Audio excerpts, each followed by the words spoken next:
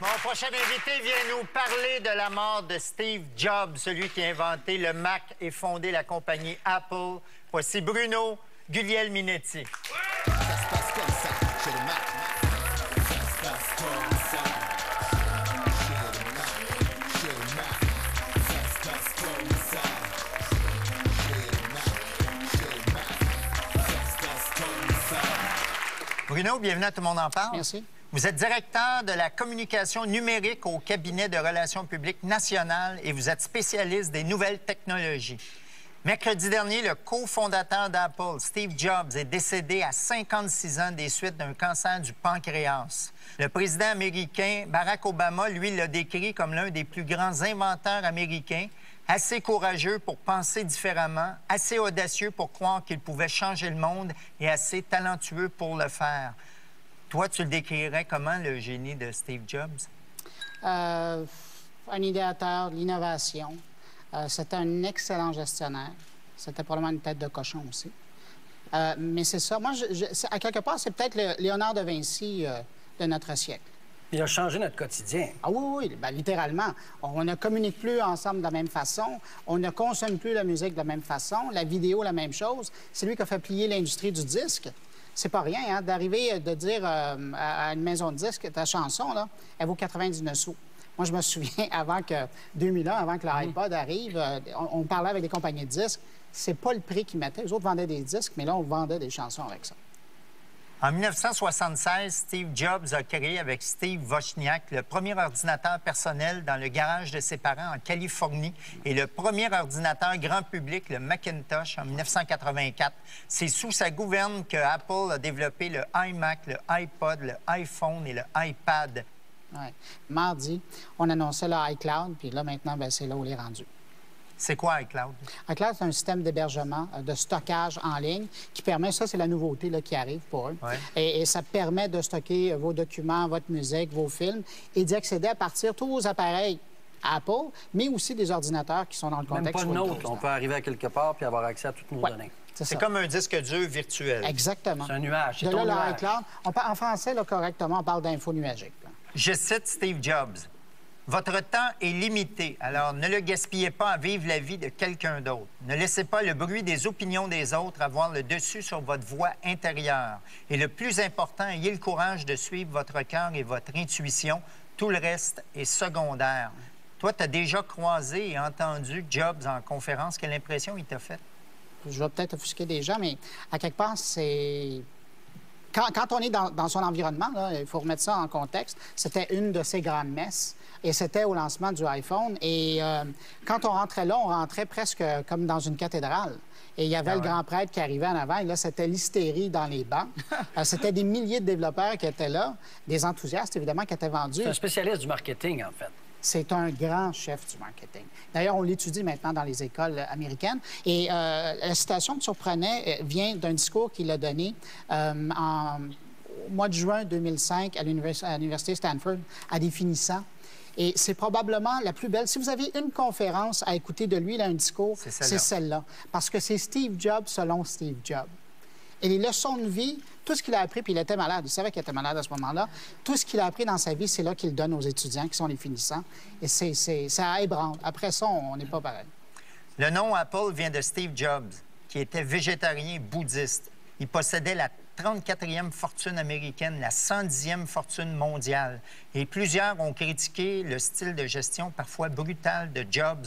Comment il était comme patron et comme homme d'affaires? Parce que c'est drôle, un bouddhiste, pas de cœur. Bien, je pense que son cœur, il l'a passé dans les produits qu'il a développés pour faire plaisir et améliorer le sort de la société dans laquelle on vit. Oui, c'est des produits qu'on doit acheter, là, puis oui, on donne de l'argent à des grandes entreprises, sauf que ça a changé la façon de vivre, la condition de vie, la qualité de vie de certaines personnes. Mais pour ramener à la question, la plupart des gens avec qui j'ai parlé, qui ont travaillé de près avec lui, c'était difficile parce que c'était quelqu'un d'exigeant, parce qu'il était exigeant envers lui. Et évidemment, plus les années ont avancé, plus il était malade et plus il n'y avait pas le temps à perdre. Là. Bruno, vous êtes aussi spécialiste des médias sociaux. La semaine dernière, Radio-Canada a suspendu Pierre Sormani, le directeur des émissions d'affaires publiques. Cette suspension fait suite à des propos qu'il a tenus au sujet de Jean Lapierre sur Facebook, l'associant aux allégations de Jacques Duchesneau sur ce plateau.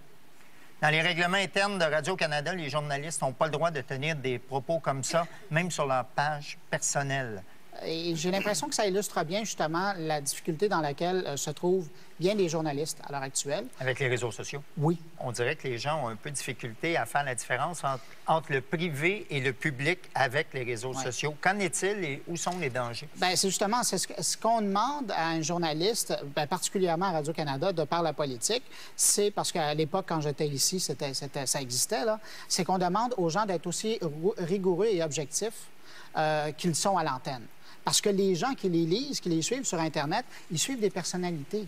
C'est pas eux en costume de bain dans leur cours, là. Ce sont les mêmes personnes qu'ils écoutent ou ce sont les mêmes personnes qui sont les rédacteurs en chef des gens qu'ils écoutent ou qui regardent à la télé. C'est ça qu'on aimait avec Twitter, d'avoir justement des commentaires de gens dans leur vie privée. Avoir accès aux coulisses. Si tout à coup, il y a un rédacteur qui rédacte ton tweet, admettons, moi, ça serait plus intéressant, je pense. Oui. Bien, dépendamment, il y en a des gens. Il y a des personnalités, il y a des entreprises qui ont des spécialistes et chaque tweet qui est envoyé est vraiment pesé, envoyé au service du contentieux et par la suite... Mais ils sont ennuyants, ces tweets-là. C'est ça, on perd du naturel que sont les réseaux sociaux. Mais écrire quelque chose sur Facebook ou sur Twitter, est-ce que c'est comme l'écrire dans un journal ou le dire à la télévision ou à la radio? Public. Moi, je dis toujours systématiquement, chez National, j'en fais de la formation de gens, puis on leur dit, hein, quand vous ouvrez un compte, là, peu importe que vous soyez le président d'une entreprise ou un employé, à un moment donné, soyez conscient que ce que vous allez écrire, d'une part, il faudrait que vous soyez conséquent avec vous et que quand vous l'écrivez, il faudrait que vous soyez capable que votre mère le lise. Moi, ça m'élimine beaucoup. Oui, peut-être, c'est vrai. Ouais. C'est pas un bon exemple. mais eux, oui. Mais de l'autre côté aussi, c'est une carte postale. C'est une carte postale qu'on envoie et on ne sait jamais qui va la lire. Par exemple, Facebook, ça, c'est beau parce que vous choisissez les gens. Normalement, là, vous avez une page privée, vous choisissez les gens qui ont accès. Vous avez le droit d'ouvrir à tout le monde, mais vous pourriez choisir. La mienne est open, pas mal. Bon, mais là, vous pouvez faire un tri. Mais sur un Twitter ou un Google+, bien là, vous ne faites pas le tri. Alors, c'est les gens qui sont intéressés à ce que vous dites. Vous ne savez pas d'où ils sont. Vous ne savez pas c'est quoi leur compréhension de ce que vous racontez. Il faut faire attention. Puis il y a des noms d'emprunt, des fois, aussi. Alors, les gens écrivent sans dire leur vrai nom. Le facteur de l'anonymat, donc, ça aussi, c'est un autre problème. Donc, tu te caches derrière une fausse identité. Sauf que de plus en plus, c'est condamné. Hein? Oui. Dans les pays, là, ça, c'est une bonne chose. Oui. Parce qu'à un moment donné, puis d'ailleurs, Google, en lançant son réseau social Google+, a dit, écoutez, chez nous, là, il va falloir vraiment vous donner... Enlevez votre casquette, montrez vous êtes qui avec votre vrai nom, parce que sinon, vous n'avez pas de place. Bien, l'hiver dernier, les policiers ont procédé à l'arrestation d'un internaute de 21 ans qui était accusé d'avoir harcelé plusieurs personnalités, dont Véronique Cloutier, Charles Lafortune, Mitsou, Marie-Mé et moi-même sur Twitter, et Danny. Et c'était pas évident pour nous de savoir qui nous menaçait parce qu'il utilisait un pseudonyme. Comment on fait pour découvrir qui se cache derrière un surnom? Il existe différentes façons, mais évidemment, le plus simple, ce serait de passer par un bureau d'avocat et par la suite, avec une plainte au service policier, avoir un subpoena. Puis en contactant la compagnie de téléphone, on identifie on laisse une trace. Internet. Là, oui, parce que systématiquement, du moment qu'on se branche sur Internet, on laisse une trace. Et à partir de là, on est capable d'identifier quel ordinateur s'est branché là-dessus. Et après, bon, en remontant avec un mandat, on peut remonter au nom du propriétaire de cet abonnement Internet-là. Notre page Facebook peut être consultée par d'autres personnes que nos amis intimes. Des employeurs surveillent les pages Facebook de leurs employés. D'autres, avant d'embaucher, vont regarder le profil des candidats potentiels. Il y a même une femme en congé de maladie pour dépression majeure qui a perdu ses prestations quand son assureur a découvert des photos d'elle en train de faire la fête sur Facebook. C'est au Québec, ça. Est-ce que c'est légal ou pas de faire ça? C'est presque une question qui tue, ça. Bruno, la question qui tue.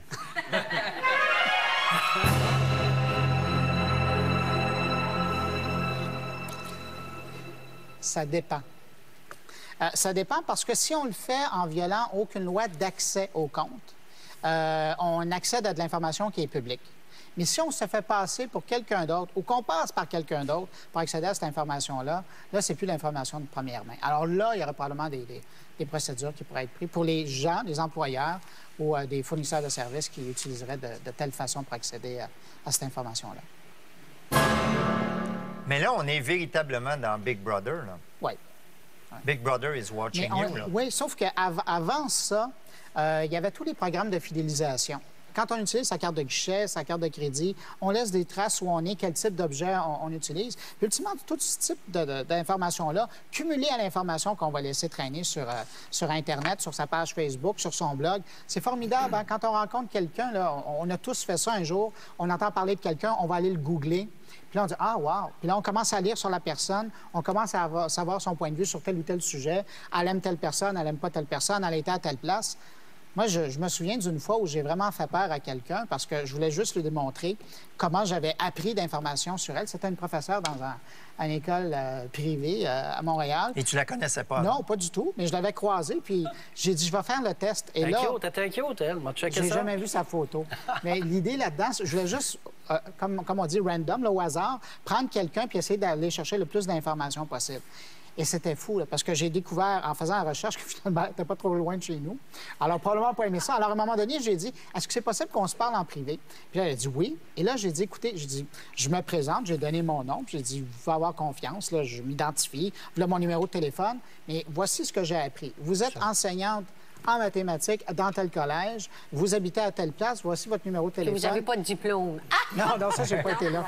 Je voulais pas commettre d'actes criminels. Voici votre numéro de téléphone. Oui, puis assez d'informations pour relancer la personne et penser que je la connaissais. Ça peut faire paranoïer les gens, quand même. Là. Oui, mais c'est justement, il faut être conscient de l'information qu'on laisse traîner. Mais c'est elle qui avait laissé son numéro de téléphone à quelque part. Oui, et sur le site aussi de son employeur. Donc, c'est comme si le Big Brother avait réussi à passer, c'était réalisé, mais avec l'assentiment de la population. Puis de l'autre côté, on refuse de donner son numéro d'assurance sociale quand on va s'ouvrir un compte j'allais dire dans un club vidéo, mais ça existe. Je pense plus que ça existe. Un quoi? Non, c'est ça. Ouais. Je m'excuse. Mais Ça montre mon âge. ça démocratise l'expression. Si les gens peuvent s'exprimer sur tout, ils peuvent avoir leur opinion. C'est les gérants d'estrade à leur meilleur. Et c'est ça, quelque part, que moi, je trouve intéressant. Par exemple, dimanche, là, sur Internet, il y a, puis principalement sur Twitter, parce que, par exemple, vous êtes là, mais ailleurs, là, sur Facebook, puis certains sur leur site web, là, ils font du live blogging. Il y a des gens qui sont en train de commenter ce qu'on dit. Il y a des gens qui ont une discussion parallèlement à ce qu'on est en train de dire. C'est fou. Tout le monde est un médium. Oui. Puis là, il y a des gens qui disent, je le connais, cet invité-là, il reste à 2 rues de chez nous. Son numéro de téléphone, c'est le 254. Voilà son numéro de téléphone, oui. Puis il y a même, moi, je trouve ça fascinant, puis vous êtes la seule émission sur laquelle j'ai jamais vu ça. Il y a un bonhomme qui est au Saguenay, qui s'appelle Dominique Desbiens, et lui, systématiquement, ce qu'il fait, là... En temps réel, il envoie des liens par rapport à ce que vos invités disent. Bien, c'est gentil. Et moi, je voulais le souligner, là. C'est comme votre Xème recherchiste que vous n'avez pas, là. Et lui, systématiquement, un invité va parler d'une fondation, il va chercher le lien, il l'envoie. Dominique Desbiens. Notre avocat va vous contacter. Tu vas payer cher. Bruno, est-ce que tu restes avec nous? Oui, merci. Merci infiniment.